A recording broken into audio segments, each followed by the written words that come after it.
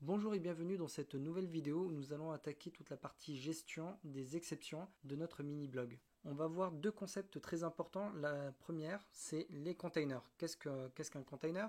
Eh bien, ça va être une grosse boîte qui va contenir toutes les classes qu'on va utiliser dans Symfony. C'est vraiment le cœur de Symfony. Et le deuxième concept qui est intrinsèquement lié à notre container, c'est le compiler pass. Et à l'aide du compiler pass, on va intervenir au niveau de la compilation du container avec toutes ces classes et de lui dire ces types de classes que nous allons voir plus tard, on va les injecter et on va s'en servir à un moment dont on va avoir besoin.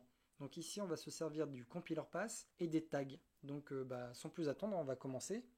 Je vous montre déjà qu'on a cette exception qu'on va devoir gérer. On va créer un certain nombre de services ici. Un service qu'on va appeler donc mini-blog. Mini-blog.exception subscriber. Eh bien, ça va être notre classe ici qu'on va appeler app events. On va lui donner comme argument, on va lui dire je veux injecter le serializer de Symfony. Et on va lui donner comme tag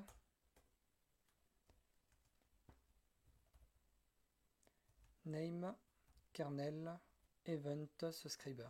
On va lui dire tu vas voir une exception subscriber qui va être cette classe. On va lui injecter un serializer. On va voir deux éléments qu'on va créer mini blog.normalizer.ressources. Allez, c'est le premier qui vient à l'esprit. Ressources access exception.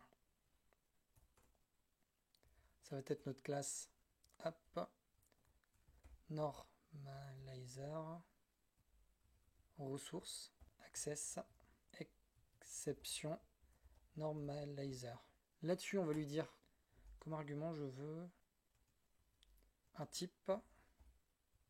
Ici, on va lui dire app exception ressources access exception. Et puis là, on va rajouter un tag qui va nous servir, et cette fois-ci, c'est la partie qui nous importe le plus, puisque juste là, en fait, c'est déjà géré dans Symfony avec la gestion des événements, alors que là, ce que nous, on a besoin, c'est de se dire que dans notre cas de figure, on va l'appeler name mini blog.normalizer.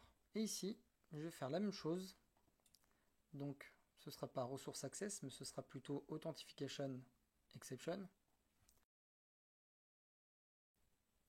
Et ici, ce sera... On va créer déjà ici notre répertoire normalizer.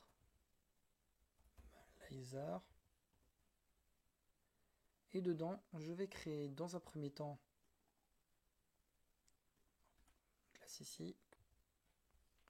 Ce ne sera pas une classe, ce sera une interface. Ce qu'on va créer maintenant, ça va être donc les deux méthodes dont on va avoir besoin dans notre interface. Donc ici, on va lui dire public function normalize. Qu'est-ce que je veux? Je veux une exception. Exception. On va avoir un array comme retour.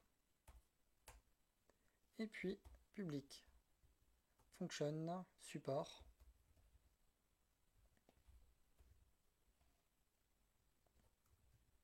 exception et exception aussi. Et là, comme retour, ce sera un booléen. Donc on va commencer par un abstract normalizer. Hop. Ici, on va lui implémenter donc notre interface qu'on vient de créer. Ici, on va ajouter ça. On va retirer celui-ci. On va laisser juste support. Ce qu'on va faire dans l'abstract, c'est qu'on va lui dire, eh bien, tu vas te construire avec un array ici, exception types. Hop. Dans ce cas de figure, je vais générer notre attribut. On enlève le php doc. Et là-dessus, je vais créer donc un premier élément qu'on va appeler Resource Access Normalizer, donc notre fameuse classe. On va le mettre à droite ici. Ici, je vais créer notre Resource Access.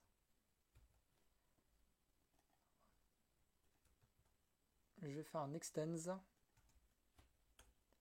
Alors, je vais retirer ça. Ce sera plus lisible. Abstract. Normalizer.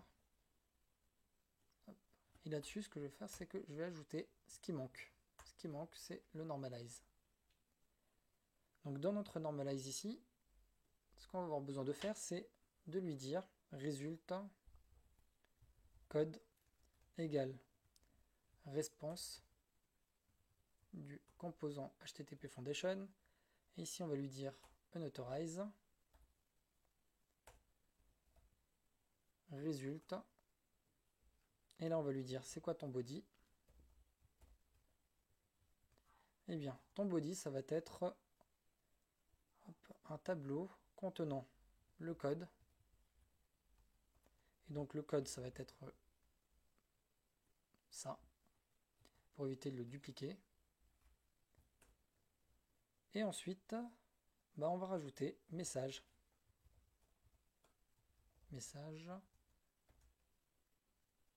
Et là, on va lui dire notre exception. Retourne-moi le message. Parfait. Return. Hop. Return ici de résulte. Eh bien, on a un tableau ici. On lui a dit que c'était un array. Parfait. Que demander de plus? On va voir la même chose en créant ici. Hop. Je vais revenir là. Et ici, ce que je vais faire, c'est que je vais directement faire authentification.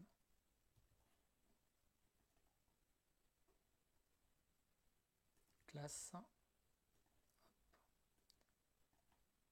Une fois que j'ai fait ça, je vais récupérer ce que j'ai fait ici.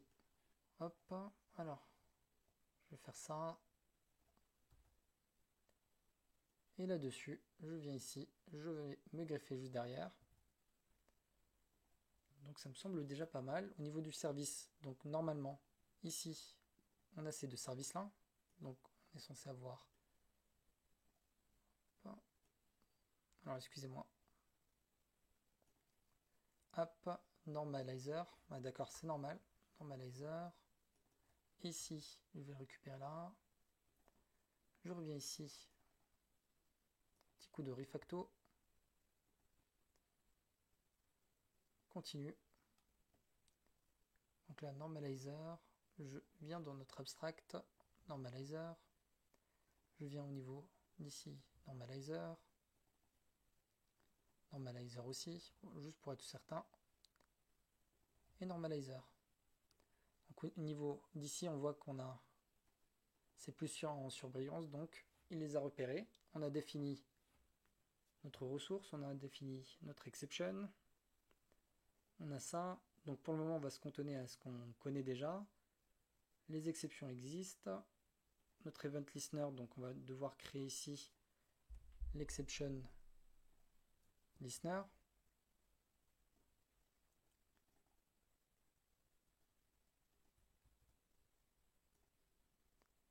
Parfait.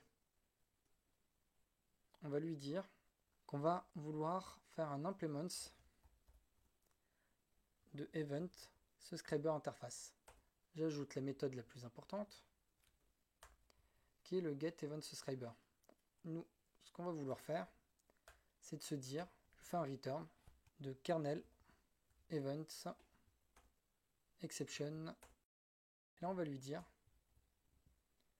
je veux process exception. Hop. Et ici, on va lui dire priorité 0. Et ici, on va avoir donc une méthode qui va s'appeler public function process exception. Donc, ce qu'on va lui injecter automatiquement, c'est exception event de Symfony. Parfait, event. J'ai besoin d'une méthode très importante qui va s'appeler public function add normalizer. Donc ça va être un normalizer interface. Ici on va faire un self.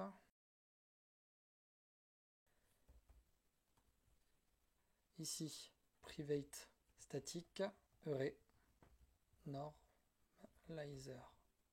Hop. Coup de serializer interface du composant Symfony.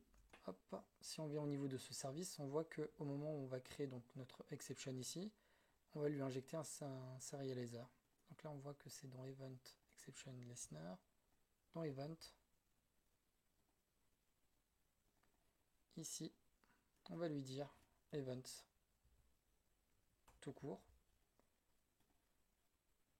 Donc là, on a une bonne déclaration. Voilà, c'est typé, parfait. Avant d'aller un peu plus loin, donc là on a construit ça. Par contre, j'ai juste pas fait la création de notre attribut. Avant d'aller plus loin, donc avant de remplir ici, ce qu'on va vouloir faire, c'est de s'occuper de notre compiler pass. Donc on va créer un répertoire qui s'appelle. Dedans, je vais créer un répertoire qui s'appelle compiler. Je n'invente rien, c'est dans la documentation. Et puis je vais créer ma superbe classe qui va s'appeler exception normalizer pass. Parfait. Hop, je ferme tout ça. Donc ce qu'on va faire, c'est qu'on va lui dire, dans un premier temps déjà, tu vas m'implémenter compiler pass interface. Et puis on va voir la méthode public function process. Dans un premier temps, je veux récupérer la définition de mon subscriber. Exception listener, alors je vais fermer là. Ici, listener definition. Grâce au container, on va pouvoir dire récupère-moi la classe qui a comme ID miniblog exception subscriber. Là, il le trouve automatiquement. Parfait. Et en dessous, on va lui dire notre liste de normalize. Eh bien, on va les récupérer grâce à notre tag find tags service IDs. Et là, on va lui dire, c'est miniblog normalizer. Donc, ce qui se passe ici, c'est que là, on vient de récupérer notre définition de classe donc qu'on a créé, donc miniblog exception.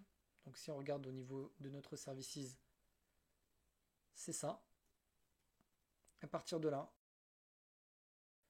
on lui dit qu'on veut récupérer tous les tags qui se nomment miniblog normalizer. Donc au niveau de notre services, ça va être en fait, ça va être un tableau de ces deux classes.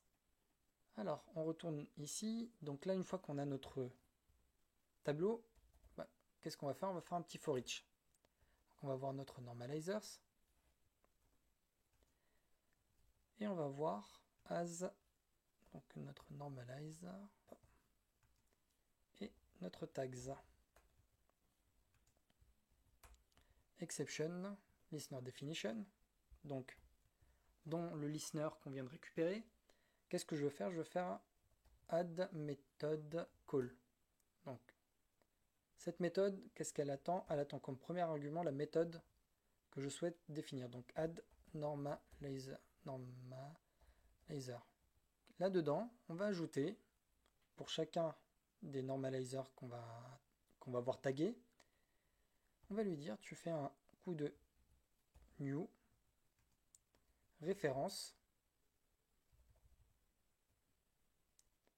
et là-dedans, je veux rajouter normalizer. Donc là, ce qui va se passer, c'est qu'il va y avoir une nouvelle instance de tous les éléments qui vont être injectés dans add normalizer. C'est pour ça que dans notre exception listener ici, on lui a dit que ça doit être un normalizer interface. Et si vous vous rappelez, donc on a créé notre normalizer interface ici, mais on l'a implémenté ici au niveau de notre abstract. J'ai oublié un petit élément.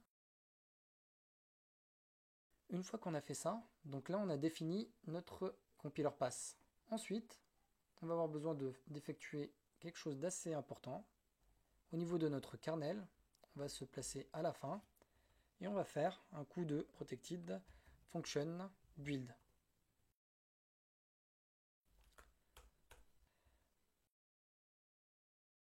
add compiler pass. Et ici, on va lui dire new exception. Parfait. Donc là, ce qu'on a dit à notre kernel, donc au noyau, au cœur de Symfony, c'est de prendre en considération notre compiler pass. Alors, il y a une autre méthode qui s'appelle process. Donc, on a besoin d'implémenter une méthode spécifique que vous allez voir au niveau de la documentation. Mais je ne suis pas forcément fan parce que ça nous oblige à rajouter énormément de lignes à l'intérieur, plus on va rajouter de compiler pass. Sauf que là, nous, on n'en a qu'un seul, donc on pourrait s'en contenter. Mais si on veut rajouter un autre compiler pass, on va devoir rajouter à chaque fois dedans dans cette méthode-là. Donc le plus avantageux pour moi, ce serait plutôt d'avoir ici un add compiler pass et d'ajouter notre classe. Ce qui nous permet, si on veut rajouter un nouveau compiler pass, de juste faire ça et de rajouter notre nouvelle classe ici. Alors, une fois qu'on a fait ceci, donc là on va se focaliser au niveau de l'exception listener. Et dedans, qu'est-ce qu'on va lui dire? On va lui dire que ici notre result est égal à nul. On va en avoir besoin un peu plus loin. Et on va avoir besoin de exception. Exception qui va venir de event. Qui va venir de event et getSwable. Ensuite, ce qu'on va faire, c'est qu'on va faire un for each de self normalizers qu'on va appeler ici donc as key. On va voir si on va s'en servir. Et normalizer. Et là, on va lui dire tout simplement si notre normalize supporte. Alors, normalizer. Et ici, pour avoir l'auto-complete, on va faire ceci. Ça va être un normalizer interface.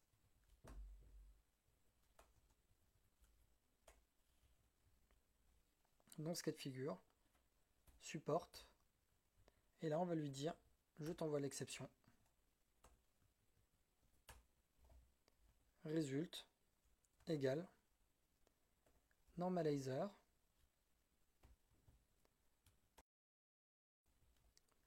et ici on sait que ça va être exception et là donc on a result et dans ce cas de figure on va faire un break tout simplement.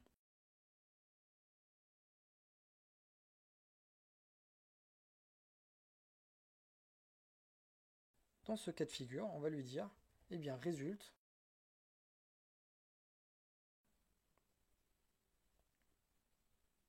hop, on va faire ici.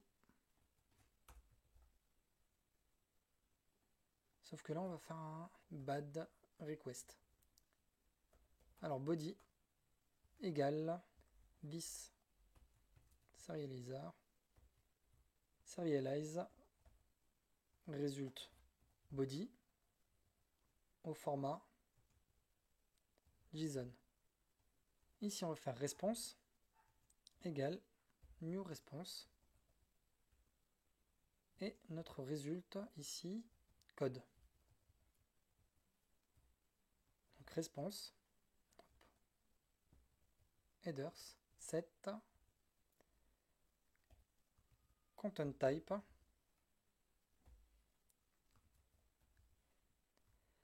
je veux application JSON. Et là, on va continuer l'event cette response. Et là, on va lui dire, eh bien, response. Petit récapitulatif, en gros, ce qu'on a défini dans services ici, ce sont les classes qu'on va avoir besoin ici de gérer à l'aide de ce tag. Quand on va avoir une exception qui va être levée, eh bien, ici, à l'aide du kernel event exception, dès qu'il y a un événement qui va être catché, eh bien, on va pouvoir exécuter donc process exception. Sauf que, au préalable, add normalizer a déjà été géré par le compiler pass au moment de la compilation de toutes les classes qui vont être gérées par le container. Donc au moment de la compilation, il va prendre en compte ce qu'on a défini ici dans notre dependency injection, compiler et exception normalizer pass. Ici, on lui a dit donc de prendre notre subscriber, de récupérer tous les tags qui ont été créés dans notre services.yml, d'envoyer une instance de ces classes dans add_normalizer. Qu'est-ce qu'on fait ici? Donc on l'a récupéré là, on va boucler dessus, on va vérifier si c'est bien supporté par notre normalizer. Et ici, ce qu'on a dit dans normalizer, c'est que ça doit être une classe qui doit être de type. Donc si on va dans notre abstract ici, on ne l'a pas fait. Heureusement qu'on a fait une petite explication de fin de vidéo. Alors return, inner. Donc on va faire un get class. Et si fait partie des types qu'on a définis. Donc si au niveau de nos services, donc au niveau de ces arguments, on a défini que c'était des types ressource access exception ou authentication exception, eh bien notre abstract ici va vérifier qu'on est bien dans ces deux cas de figure, donc on a le bon type pour pouvoir continuer l'exécution. Donc si on supporte bien ces deux classes, eh bien on va rajouter le normalizer, on va lui envoyer l'exception. Dedans, ce qui va se passer, c'est que pour l'authentification par exemple, on a défini ça de cette manière-là. Donc on a un tableau avec code et body. Et donc on va voir un tableau associatif. Et ce qui se passe dans notre listener ici, c'est qu'à la fin, on va sérialiser notre body au format JSON. Et là, on va lui dire le content type de ton header, c'est application JSON. Et le code de réponse, c'est le code qu'on a, nous, défini, soit dans le normalizer, soit ce qu'on a défini ici. Et à la fin, on va dire à ton événement, on va setter la nouvelle réponse qu'on vient de générer, qu'on vient de créer. On va faire un petit essai. Eh bien, ce qu'on voit ici, c'est qu'on a une bad réponse. 400 au lieu d'une 401. Ça sous-entend que on est dans notre cas de figure ici. Et effectivement, on a un nul. Ça sous-entend que ça n'a pas été pris en compte. Donc ce qu'on va faire, c'est qu'on va se dire ici, normalizer et exception. Alors, d'accord, il manque un S en fait, tout simplement. Donc je reviens au niveau de services. Et là, je vais rajouter exception avec un S pour ici et un exception ici. Donc là, je vais retourner dans notre exception ici. On va enlever le DD. On va relancer. On a encore une erreur. Mais cette fois-ci, en fait, c'est juste qu'on n'a plus de détails. On a message maintenant. Il me semble que c'est un message. Donc on va retourner dans notre user test.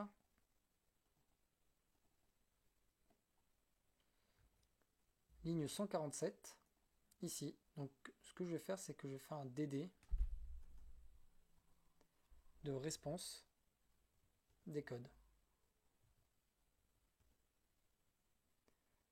Eh bien, on a bien une 401, mais c'est message maintenant. Parce que, alors, si on retourne dans notre normalizer, ressources, eh bien, effectivement, on l'a appelé message et pas détail. Message, je trouve ça beaucoup plus parlant. Donc, je préfère message.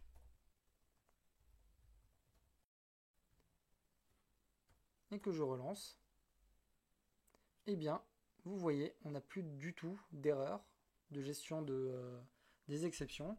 Et on vient de voir comment fonctionnait le compiler pass, comment fonctionnait le container. Eh bien, je vous remercie pour avoir suivi cette vidéo. Je vous remercie aussi d'être de plus en plus nombreux à suivre la chaîne BenOpen. Un petit like, un partage, un abonnement ne coûte rien. À très vite pour de nouvelles aventures.